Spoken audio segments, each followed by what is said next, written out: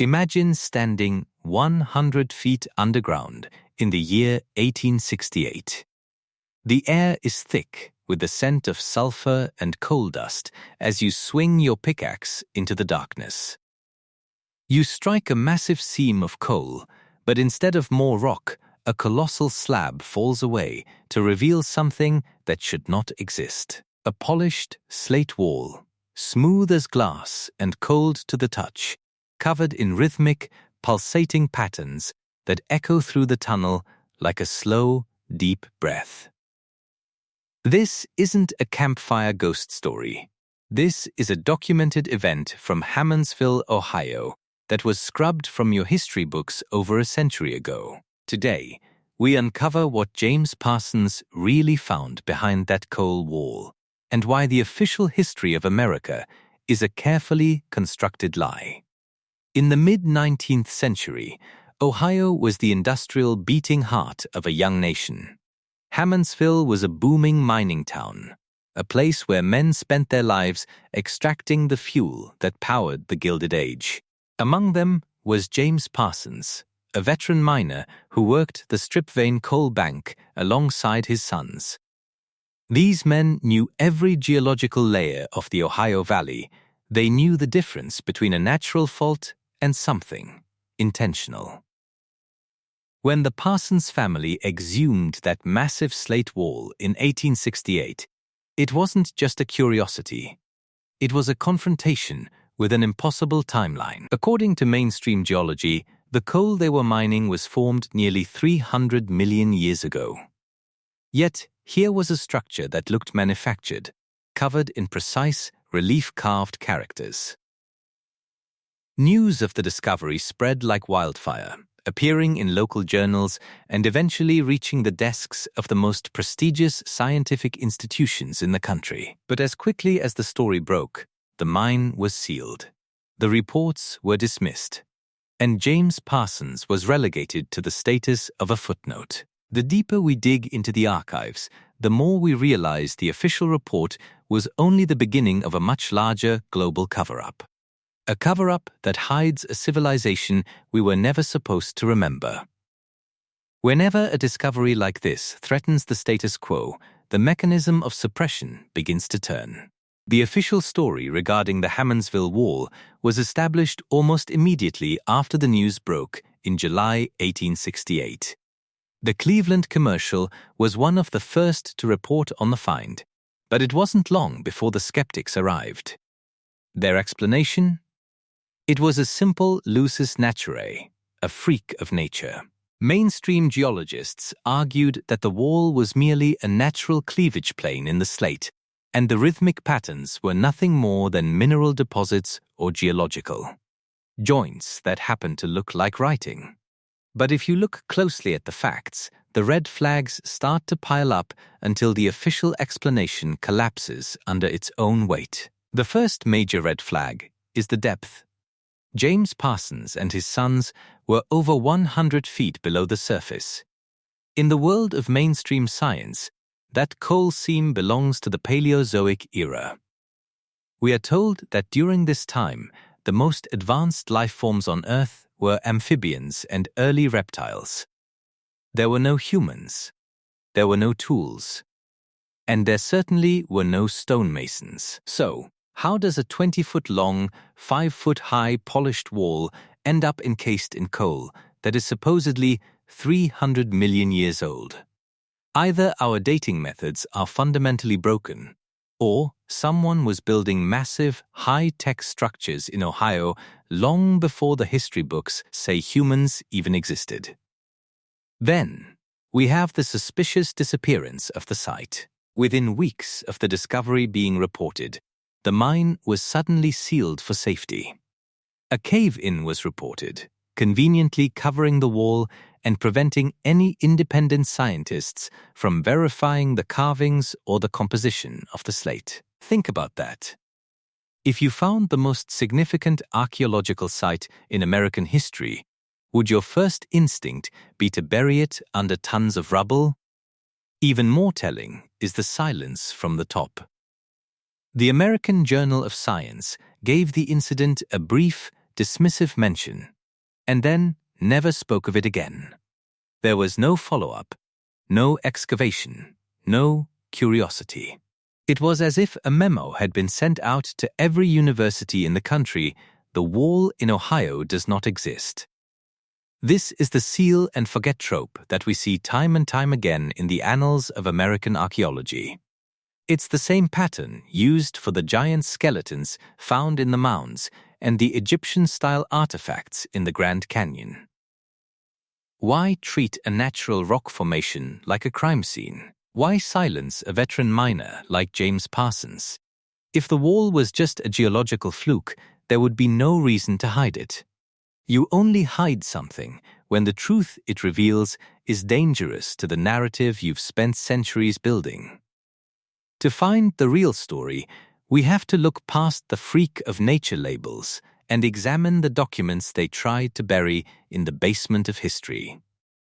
To understand the scale of what was lost, we have to go back to the original ink on the page. We aren't just relying on rumors, we have the written testimony of the men who stood in that shaft. The report in the Cleveland Commercial from 1868 provides a level of detail that is difficult for any geologist to dismiss as a mere trick of the light. The text describes a wall that was 20 feet long and 5 feet high. But the most staggering detail involves the surface of that slate. The witnesses claimed that, carved in bold relief, were several lines of characters. They weren't just scratches or cracks. They were distinct, repetitive, and organized. In total, the miners counted 872 individual characters. Think about that number for a moment. Nature can be highly geometric. We see it in the hexagonal columns of the Giant's Causeway or the fractal patterns of a snowflake. But nature does not produce a sequence of 872 unique relief-carved symbols arranged in horizontal lines. That is the hallmark of a language. Mathematically, the probability of geological joints forming a structured linguistic grid of nearly 900 characters is effectively zero. This suggests a complex system of communication, perhaps a technical manual or a commemorative plaque, etched into stone that was later swallowed by the earth. This story might have stayed buried in 1868 if it wasn't for a man named Morris K. Jessup. In 1955, Jessup published his seminal work, The Case for the UFO. While modern audiences know him for his research into the Philadelphia experiment, Jessup was one of the first researchers to categorize out-of-place artifacts, or OOPArts. On page 72 of his book, he specifically cites the Hammondsville Wall. Jessup didn't see it as a mystery. He saw it as evidence. He believed that an advanced civilization had occupied North America millions of years ago, or perhaps more recently, using the deep crust of the earth as a shield against global cataclysms. Jessup argued that these walls were likely the remains of reinforced subterranean bunkers or power stations that were flash frozen in time by a sudden shift in the Earth's mantle. But why didn't the miners just go back in? Why didn't they dig around the cave in? The answer lies in the brutal reality of the Ohio coalfields at the time. We can look at the 1872 Atwater mine disaster as a grim template for how the industry operated. Fires and explosions were common, but they also provided the perfect cover. When a sensitive discovery was made, it was remarkably easy for a mining company to report a dangerous gas leak or a structural instability. They would pull the men out, trigger a controlled collapse, and cement the shaft. In an era before OSHA or environmental regulations, a mine could be erased from the map in a single afternoon. The Parsons family were laborers, not academics. They didn't have the legal or financial power to fight a coal conglomerate or the government agencies that backed them. If James Parsons and his sons found a language lost to time, they were silenced by the very industry they helped build. Evidence suggests that the 872 characters weren't just a message from the past. They were a warning. A warning about the world that existed before the coal was even formed. But if this language wasn't from millions of years ago, we have to ask a much more uncomfortable question. What if the coal itself isn't nearly as old as we've been told? What if that wall was built by the same hands that constructed the grand star forts and cathedrals of the Old World? What if this wall wasn't a relic of the Paleozoic, but a piece of Tartarian technology that was buried alive just a few generations ago? To understand the Hammondsville Wall, we have to zoom out and look at the map of Ohio with fresh eyes.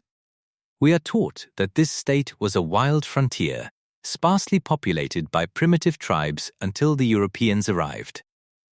But the soil tells a different story.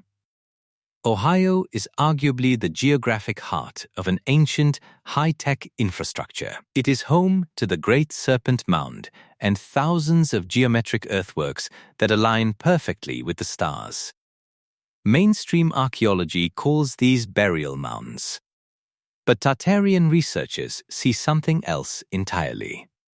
These aren't graves. They are the ruins of a sprawling, interconnected power grid. Evidence suggests that these mounds were once covered in limestone or conductive metals, acting as nodes for a wireless energy system that tapped into the Earth's natural frequency. If the surface was the grid, then the coal mines, the very places James Parsons was digging, were the maintenance tunnels and the subterranean server rooms of this lost empire. This brings us to the most controversial pillar of the Tartarian theory, the mud flood and the Great Reset. According to the official timeline, coal takes 300 million years to form through the slow accumulation of plant matter. But what if that's a lie designed to hide a much more recent catastrophe? Some researchers believe that between 1850 and 1920, a global event, possibly a plasma discharge or a massive tectonic shift, liquefied the soil and carbonized entire cities in an instant. Under extreme heat and pressure, organic matter doesn't take millions of years to turn into coal. It can happen in a matter of weeks. If this is true, the coal seams of Ohio aren't prehistoric forests. They are the carbonized remains of the Tartarian world, flash-fried and buried under hundreds of feet of mud during the last reset. This explains why James Parsons found a polished wall 100 feet down. It wasn't built in a swamp 300 million years ago. It was a standing structure, perhaps a relay station or a bunker, that was standing upright when the flood hit, encased forever in the soot and debris of its own civilization. Now, let's address the most haunting detail of the legend: the sound of breathing heard behind the coal wall. While the 1868 newspaper reports focused on the hieroglyphics, oral traditions among Appalachian mining families have always insisted there was something more. They describe a rhythmic, mechanical pulsing, a sound so steady and deep that the miners could only describe it as the earth breathing. In a world of aether technology, what would a functioning power source sound like? If the Tartarians were using atmospheric energy, their machines wouldn't have used combustion. They would have used vibration. Resonance, a hum that felt like a heartbeat. What if James Parsons didn't just find a wall? What if he found a dormant, or even active, etheric generator still pulling energy from the vacuum behind that slate seal? If a machine is built to harvest the fundamental energy of the universe, it doesn't need a fuel tank. It doesn't need a battery.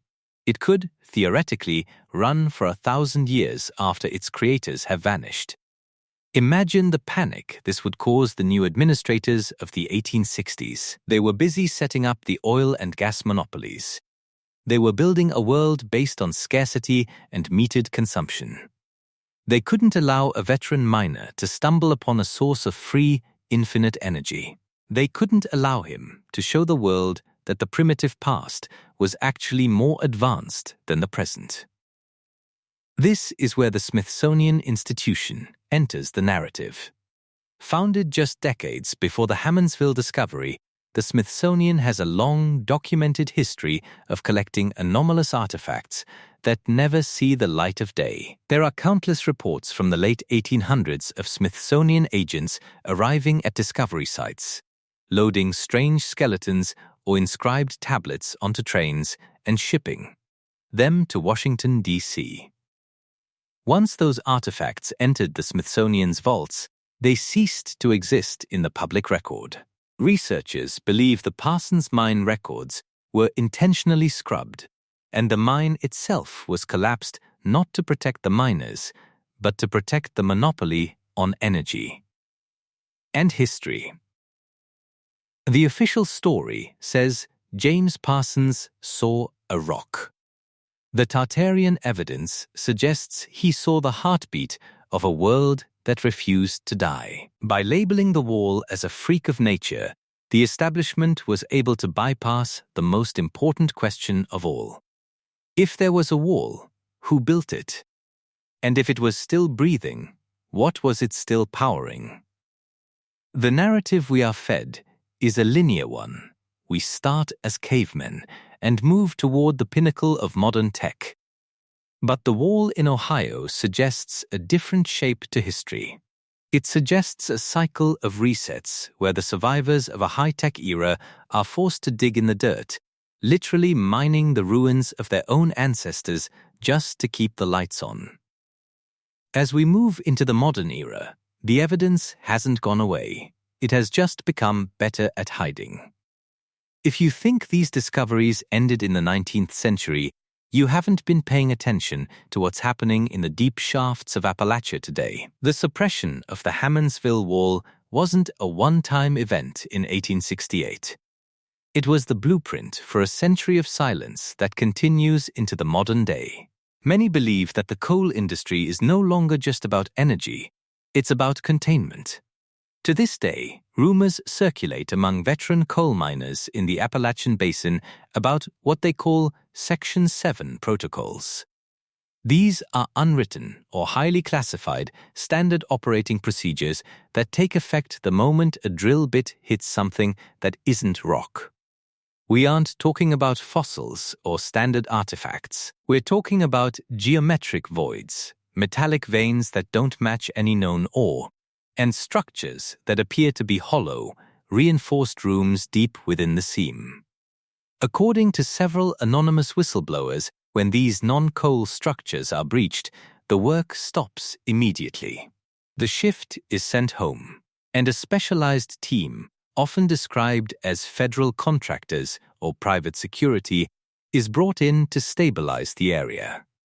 In most cases, stabilization is just a polite word for a controlled demolition. The shaft is backfilled with industrial grout or collapsed with explosives, and the miners are reminded of the strict non-disclosure agreements they signed as a condition of their employment. If there is nothing down there but 300-million-year-old plants, why the need for NDAs and private security? Why hide a discovery that could rewrite our understanding of human history? The answer might be visible from the sky. In recent years, independent researchers have begun using LIDAR technology to peel back the vegetation and soil of the Ohio River Valley. LIDAR, or Light Detection and Ranging, allows us to see the bones of the earth. And what it's revealing is staggering. Beneath the forests of Ohio, LIDAR has detected massive geometric anomalies that don't match colonial settlements or known Native American earthworks. We are seeing perfect squares, long straight avenues, and shadows of foundations that suggest buried cities. These anomalies often align perfectly with the deepest, most productive coal seams. This suggests that the coal companies aren't just mining fuel, they are literally excavating the debris of a buried civilization. But who benefits from this silence? To understand that, we have to look at the global energy grid. Our entire modern society is built on the concept of scarcity. We pay for every kilowatt of power, every gallon of gas, and every lump of coal. If the public discovered that the Tartarian world had mastered etheric energy, a source of power that is free, wireless, and infinite, the trillion-dollar energy monopolies would vanish overnight. By collapsing the mines and burying the artifacts found by men like James Parsons, the academic elite and the globalists ensure that we remain dependent on their expensive, antiquated systems. They keep us trapped in a linear evolution narrative. They want us to believe we are at the peak of human achievement, so we don't look back and realize that we are actually living in the ruins of a much greater world. The breathing James Parsons heard wasn't just a ghost in the machine. It was the sound of a technology that doesn't need a meter. A technology that belongs to the people, not the corporations. The cracks in this narrative are becoming too large to ignore. From the LiDAR scans to the stories whispered in the break rooms of West Virginia mines, the truth is rising to the surface. But the question remains, if they've been hiding the truth for over 150 years, what are they preparing to do as we get closer to the next reset? The story of the Hammondsville Wall is no longer confined to yellowed newspaper clippings and dusty archives. In the last few years, we have seen a massive digital awakening, a global grassroots movement to reclaim a history that was stolen from us. On platforms like TikTok and YouTube, the legend of the breathing wall has found a new generation of researchers. This isn't just about creepypasta or campfire stories, it's about a collective intuition that something is fundamentally wrong with the world we've been given. Why is this story resonating so deeply right now? Because we are living in an age of unprecedented information control. When we see how modern algorithms shadow ban inconvenient theories, it makes us wonder, what was the 19th century version of a shadow ban? The answer is the seal and forget method used on James Parsons. Today, we recognize that history isn't just a record of the past. It is a tool for control in the present. If you can convince a population they came from nothing, you can make them accept anything. The search for the Ohio Wall is part of a larger search for sovereignty. People are waking up to the fact that our energy, our medicine, and our history have all been metered and sold back to us by the same institutions that buried the Tartarian. World. The breathing under Ohio is a metaphor for the truth itself. You can bury it under 100 feet of coal. You can seal the mine shafts with concrete. You can threaten the witnesses with NDAs and labels of insanity. But the truth has a pulse. It vibrates through the soil. It echoes in the stories passed down through families who never fully trusted the textbooks. We are the first generation with the tools to bypass the gatekeepers and connect the dots for ourselves. We are seeing a shift from believing what we're told to investigating what we feel. Every time a new LiDAR scan reveals a buried structure or a whistleblower comes forward from a deep core drilling project, the foundation of the official narrative fractures. We are the last generation that can dig for this truth before the digital gates are closed forever. The question is no longer did this happen, but what else are they hiding? James Parsons found a wall with 872 characters 100 feet beneath the soil of Ohio. The official story called it a rock. The official science called it a freak of nature. But the evidence suggests a civilization that mastered the earth long before we were told it was possible. It suggests a world of free energy, hidden languages, and a global connection that was intentionally severed. Whether it was a Tartarian power station or a relic of an even older cycle, the Hammondsville Wall reminds us that history is not written in stone, it is written by those who survived to tell the story. The next time you see a closed mine sign or a danger, cave-in notice in the Appalachian Hills, ask yourself, Are they keeping you out? Or are they keeping something in? The pulse of the old world is still there, vibrating beneath our feet, waiting for us to stop listening to the narrative and start listening to the earth. Comment Ohio below if you've ever seen something in the woods or the mines that simply doesn't belong. Subscribe to this channel to uncover the next layer of the Great Reset. The truth is rising. Don't let them bury it again.